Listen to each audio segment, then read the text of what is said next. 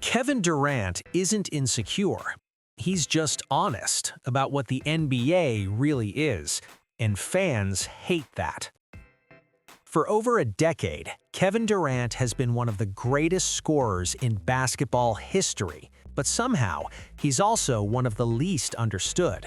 People say he's sensitive. They say he ruined the league. They say he needed help. They say he cares too much about what people think. But here's the uncomfortable truth. Most of what fans criticize about Durant is actually what makes him great. Let's start with the obvious: Golden State. When Durant joined a 73-win team, the reaction wasn't just criticism, it was moral outrage. Fans didn't treat it like a basketball move, they treated it like betrayal. But step back for a second. The NBA is a business built on competitive advantages. Teams recruit stars. Stars recruit stars. Front offices manipulate cap sheets. And yet when Durant made a calculated career decision to maximize winning efficiency, it became a character flaw. Why? Because fans don't just want greatness, they want a story. They want struggle. They want loyalty.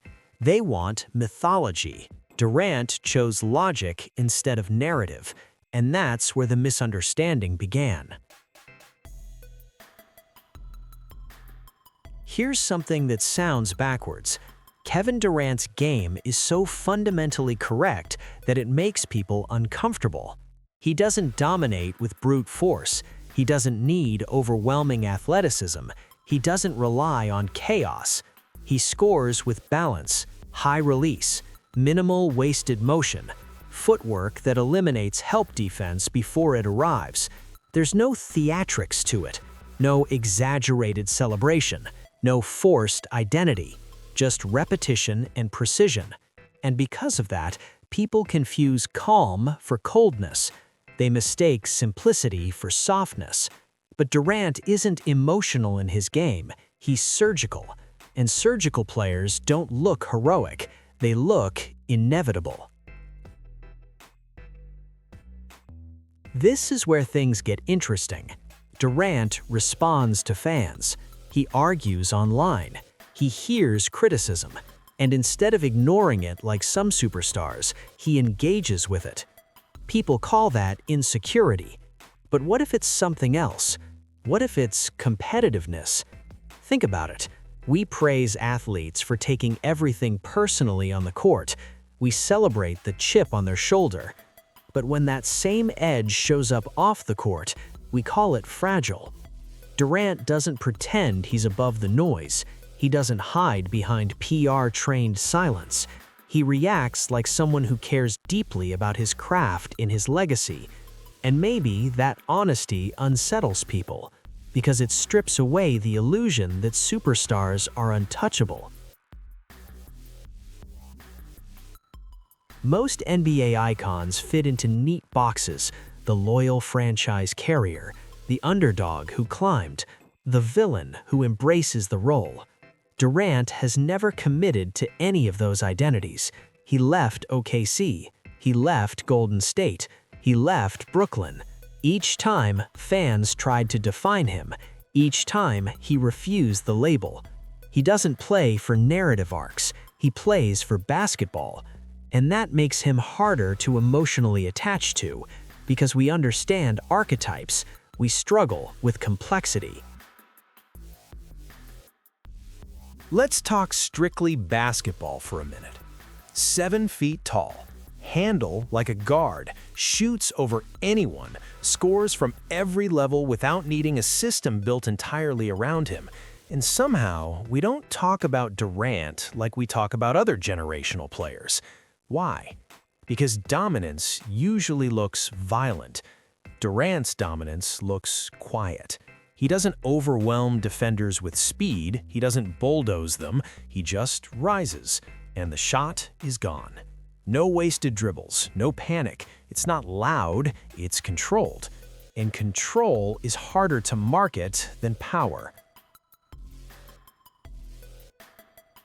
Critics love this one. They don't count. He joined a super team. He couldn't win alone. But here's what gets lost. Basketball is the most interconnected sport of the major leagues. No superstar wins without structure. No dynasty survives without depth. We selectively apply purity tests depending on who we like. Durant didn't break competition. He exposed how fragile our idea of fairness in sports really is. Fans want parity, but only in theory. When talent optimizes itself, it feels unfair. And unfair feels like cheating, even when it's within the rules. Durant doesn't sell a personality brand. He doesn't lean into a media persona. He doesn't simplify himself for easier consumption. He talks hoops. He studies the game. He respects skill. And in an era where image often overshadows craft, that can make him seem distant. But he's not distant. He's focused. He views basketball less as performance and more as discipline. That mindset doesn't always create viral moments. It creates efficient ones. Here's the core of it. Kevin Durant doesn't play the emotional game fans want him to play. He doesn't fit redemption arcs. He doesn't chase public approval. He doesn't pretend criticism doesn't affect him. He's transparent about wanting respect. And we punish athletes for saying that out loud. We prefer them to act like respect doesn't matter, but of course it matters. For someone who has dedicated his entire life to mastering a craft, recognition is part of the equation. Durant just refuses to pretend otherwise. Maybe Durant isn't misunderstood because he's complicated. Maybe he's misunderstood because he exposed something. He showed that greatness doesn't have to follow a storyline. It doesn't need suffering to be valid. It doesn't need loyalty to be authentic. It doesn't need silence to be strong. Sometimes greatness is just someone obsessively refining their skill and making rational decisions. And that's less romantic, but it's real. Kevin Durant isn't the villain. He isn't the hero. He isn't fragile. He's a master of his craft who refused to package himself for approval. And in a league built on narratives, that makes him uncomfortable to process, which is why he might be the most misunderstood superstar the NBA has ever seen.